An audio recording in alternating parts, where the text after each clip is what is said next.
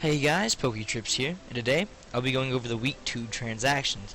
Let's just go ahead and not waste any time here, and let's go ahead and get into the first transactions, which the first transaction is the Barcelona Keldeos dropping Azumarill and Dodrio and picking up Swampert and Pelipper. You can kind of see what he's doing here. Obviously, he's probably going to go for the Drizzle on the Pelipper, the Swift Swim Swampert, Mega Swampert, and he's going to try to sweep like that on teams that have a huge water weakness. Moving on to the second free agency transaction, we have the Arizona Houndooms dropping their two free agents they picked up last week, Alolan Executor and Turtonator, in order to pick up Vikavolt and Chandelure, two really hard-hitting special attackers. Maybe his team just lacked that. Looking at his team, it did look like he didn't have the best special attackers. Oh wait, no. Looking at his team, it looks like he has mainly special attackers actually, so I don't know. Maybe he should go for some physical attackers next week. Maybe he's just going for like a fully special team because he notices that most teams have a huge special weakness. I don't know. But let's just go ahead and move on to the third one here.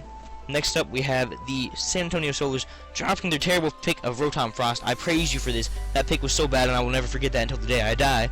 And picking up Empoleon. I actually really like this trade-off. Empoleon's a very nice special attacker. It can take a hit, and it can deal out some nice damage. I really like this pickup.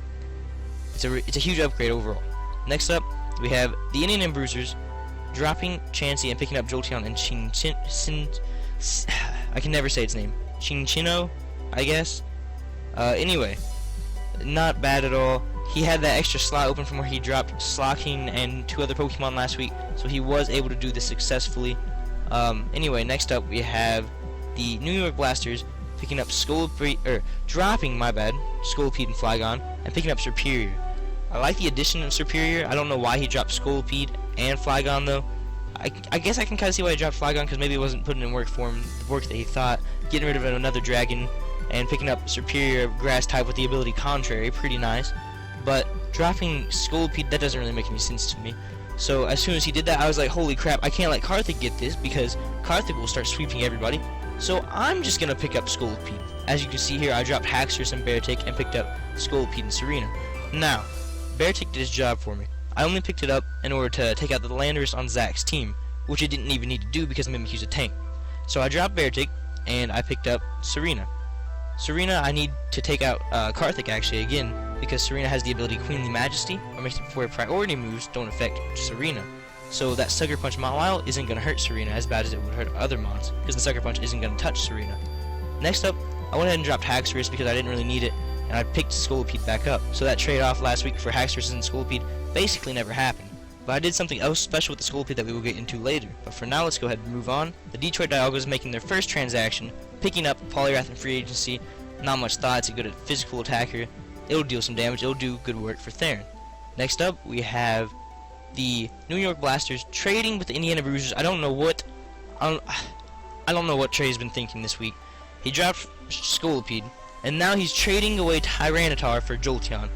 Big dub on Owen's part. Owen got a huge steal on this. This really bumps the quality of Owen's team up, bumps the type coverage, bumps everything on Owen's team up, and really drags down the quality of Trey's team.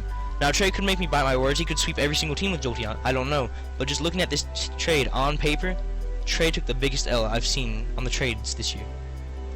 Next up, we have myself and the Indiana Bruisers. I traded away Scolipede, and I got Excadrill in return. This seems like a pretty good trade for me because, again, the reason I traded away Scolipede in the first place is because I have 3 bug types, and Scolipede seemed the least useful, as I need Beedrill, because Beedrill is one of my megas, and Araquanid is one of my only tanks. I don't believe I have a ground type. Let me just look back over that. No, it doesn't look like I have a ground type. I do have a steel type in Heatran, but picking up Excadrill is really going to add some variety to my team. As for Owen, he didn't really know how to use Excadrill, and Scolipede can be a very good mon, very easy to learn how to use, so I don't know. I like this trade for both sides. Honestly, if I didn't have Araquanid and Beedrill, I would have much preferred to keep Scolipede, but it is what it is. So guys, that's all for this week. Let me know what you thought down below. But for now guys, this has been PokeTrips, logging off.